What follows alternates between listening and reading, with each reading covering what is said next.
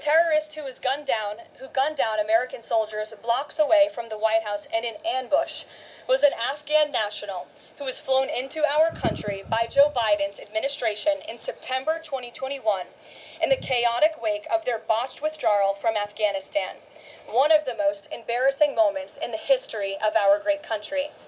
Joe Biden's historic failure in Afghanistan continues to haunt this country and our men and women in uniform. Not only did this surrender lead to a suicide bombing that killed 13 American heroes in Kabul, but now National Guard troops were shot on U.S. soil by the same kind of enemy. We continue to live with the deadly consequences of Joe Biden's horrific leadership. Nearly 100,000 Afghans were recklessly released into the United States with little to no vetting.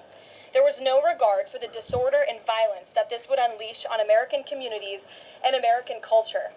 Reportedly, thousands of these strangers and unknown individuals were flagged to the Biden administration for national security, public safety, and fraud concerns.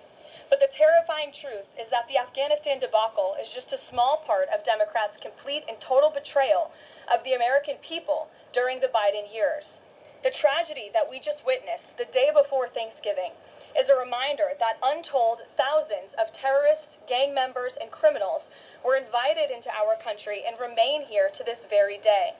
The border is now secure, thanks to President Trump, but the threat in our interior remains real and urgent. These public safety threats are already inside our land, and President Trump was elected on a promise to find and remove them, and he has already taken significant steps and made significant progress towards fulfilling this promise. But there is more work to be done because President Trump believes that he has a sacred obligation to reverse the calamity of mass, unchecked migration into our country. As a result, the Trump administration is now actively re-examining all of the Afghans imported into the country by Joe Biden.